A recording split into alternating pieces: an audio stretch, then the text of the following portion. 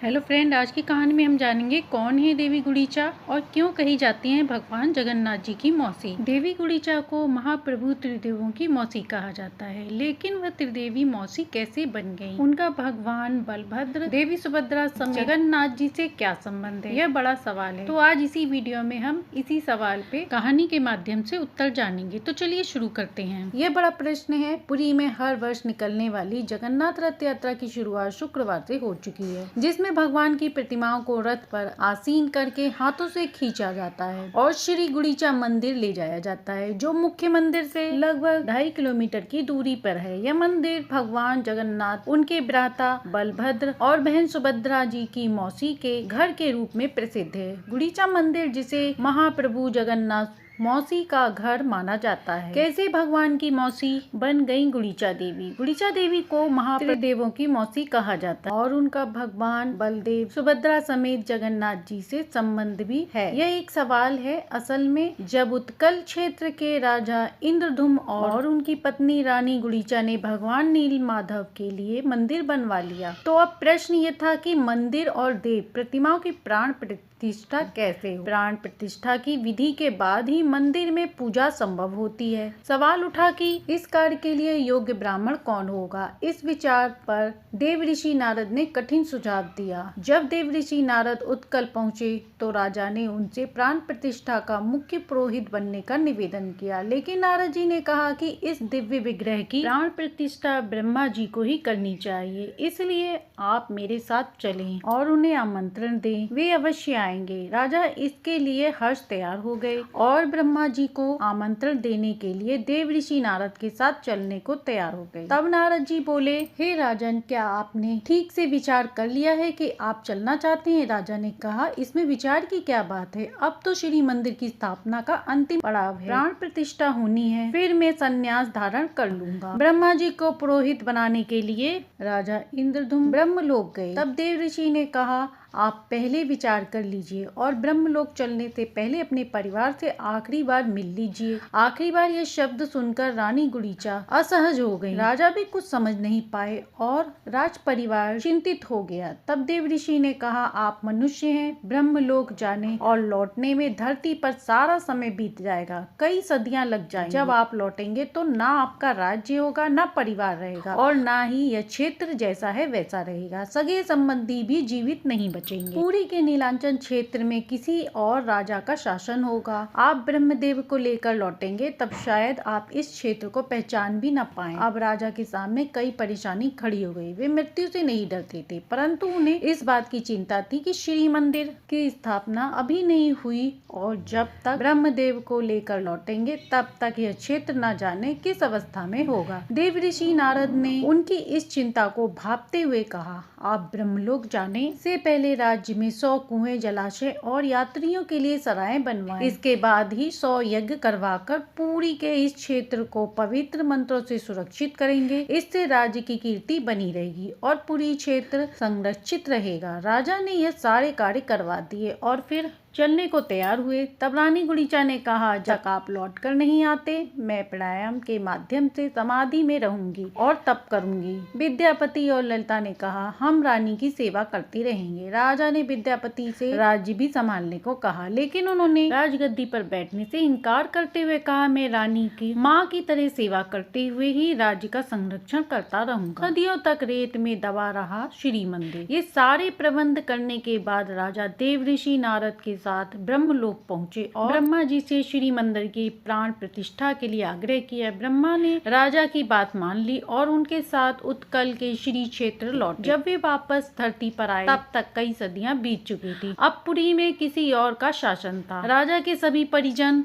की मृत्यु हो चुकी थी, बल्कि उनके वंशज की भी कोई पीढ़ी शेष नहीं थी। इस दौरान श्री मंदिर भी समय की परतों में रेत के नीचे समा गया और सदियों तक दबा रहा। जब राजा ब्रह्मलोक गए और लौटे तब तक धरती पर युग बीत चुका था। राजा प्रद्युम्न का पुरुषोत्तम क्षेत्र अब पूरी तरह बदल चुका था और रही सही कसर समुद्री तूफानों ने पूरी कर दी थी। जब राजा इंद्रधुम वापस लौटे तब पुरी के एक अन्य राजा गालू माधव का शासन था। राजा इंद्रधुम के लौटते ही देवयोग से एक तूफान आया जिससे सागर किनारे बना श्री मंदिर पुनः प्रकट हो गया। राजा गालू माधव ने खुदाई करवाई और उनकी पुनः स्थापना करवाई। कई सदियों बाद लौटे प्राचीन राजा को देखकर विवाद उत्पन्न हुआ। इसी समय भूतकाल के राजा इंदुम ने उनसे कहा, यदि ये राजा सत्य बोल रहे हैं तो इन्हें मंदिर के गर्भगृह का द्वार खोलने दो। गालू माधव के कहने पर राजा इंदुम, जिन्होंने इस मंदिर को स्वयं बनवाया था, उन्होंने सहजता से रेत में दबे मंदिर के गर्भगृह का मार्ग खोज लिया, जो गालू यादव के सैनिक और कारीगर वर्षों की मेहनत से भी नहीं कर पाए थे। मंदिर का गर्भगृह सामने आते ही नील माधव का नीला प्रकाश फैल गया और मंदिर अपनी पूर्णता के साथ प्रकट हो गया। उधर रानी गुड़ीचा को भी अपने पति के लौटने का आभास हुआ तो वह समाधि से उठी ब्रह्मदेव को लेकर वहां पहुंचे। जब उन्होंने अपनी आंखें खोली तो सामने एक युवक दंपत्ति हाथ जोड़कर खड़ा था। रानी ने उससे उसका परिचय पूछते हुए कहा,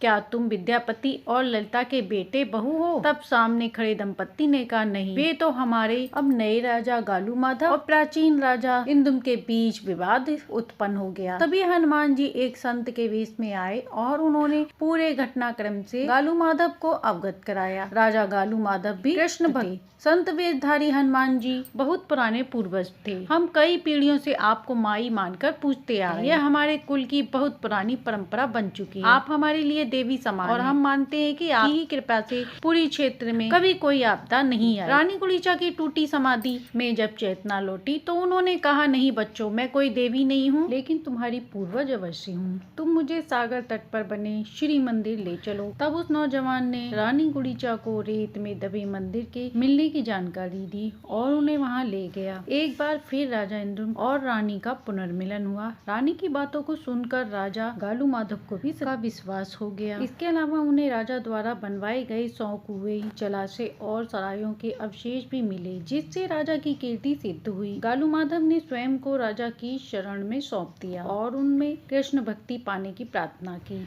अब जब सारी बातें सामने आ चुकी थी, तब मंदिर की प्राण प्रतिष्ठा संपूर्ण हुई। ब्रह्मादेव ने एक यज्ञ करवाया। रानी गुड़ीचा और राजा प्रद्युम्न के हाथों श्री जगन्नाथ भगवान की प्राण प्रतिष्ठा कराई गई। प्रतिष्ठा होते ही भगवान जगन्नाथ बहन सुभद्रा और भाई बलभद्र के साथ वहां प्रकट हो गए। उन्होंने राजा को आशीर्वाद देते हुए वर मांगने को कहा। तब राजा ने कहा, जिन सैनिकों ने, श्रमिकों ने मंदिरों के निर्माण और उसे रेत से निकालने का योगदान किया है, उन सभी पर आपकी कृपा दृष्टि बनी रहे। भगवान ने कहा, और मांगो। राजा ने कहा, जब भगवान की कही या सुनी जाए तब उनके परम भक्त विश्ववसु, मेरे भाई विद्यापति और उनकी पत्नी ललिता का नाम अवश्य लिया जाए। भगवान ने कहा, और मांगो। राजा ने कहा, इस कार्य में मेरी पत्नी रानी गुड़ीचा ने मातृत्व, कृपया उन्हें अपने चरणों में विशेष स्थान दें। भगवान बोले, और मांगो। राजा ने कहा, आपके मंदिर में दर्शन करने वाले प्रत्येक श्रद्धालु को धर्म पथ पर चलने का आशीर्वाद दीजिए। भगवान फिर बोले, और मांगो राजन। तब राजा ने कहा, अब और क्या मांगो प्रभु। तब बलराम जी ने कहा, तुमने जो कुछ भी मांगा दूसरों के लिए मांगा, अपने लिए तो कुछ भी नहीं मांगा। तब राजा ने उत्तर दिया, आप तीनों के साक्षात दर्शन के बाद अब मेरे पास कोई इच्छा शेष नहीं है। तब भगवान मुस्कुराए और बोले, हे राजन, तुम्हारी इच्छा अनुसार सभी सेवकों और श्रमिकों पर मेरी कृपा दृष्टि बनी रहेगी। उनके वंशज ही इस मंदिर में विभिन्न सेवाओं में योगदान देंगे। विश्ववसु, ललिता और विद्यापति के वंशज ही इस मंदिर के मुख्य पुजारी कहलाएंगे। मंदिर से जुड़ी कई परंपराएं उन्हीं के द्वारा निभाई जाएंगी। आज भी जगन्नाथ मंदिर में रथों के निर्माण और नई प्रतिमाओं की सेवा उन्हीं वंशजों द्वारा होती है। फिर भगवान ने रानी गुड़ीचा को देखा और पुकारा, मौसी। उन्होंने कहा, आपने तो माँ की तरह मेरी प्रतीक्षा की है। आप मेरी माता जैसी हैं। माँ जैसी गुणों वाली रानी गुड़ीचा, आज से आप मेरी मौसी गुड़ीचा देवी कहलाएंगी। मैं हर वर्ष एक बार रथ यात्रा के माध्यम से आपसे मिलने आऊंगा। जिस स्थान पर आपने तपस्या की है वह अब मेरी मौसी गुड़ीचा का मंदिर कहलाएगा। इसे देवी पीठ के रूप में मान्यता प्राप्त होगी। हम तीनों भाई बहन हर वर्ष वहां आएंगे और संसार में इस रथ यात्रा के रूप में इसे जाना जाएगा। इसी के साथ पुरी क्षेत्र के हर राजा को रथ मार्ग पर स्वर्ण झाड़ू लगाने का सौभाग्य मिलेगा, जिसे छेरा पहरा कहा जाता है। इस प्रकार भगवान ने राजा, रानी गुड़ीचा, विद्यापति, ललिता, विश्ववसु और गालू माधव के साथ श्रद्धालुओं को भी अनेक प्रकार का वरदान दिया। तभी से जगन्नाथपुरी भगवान का घर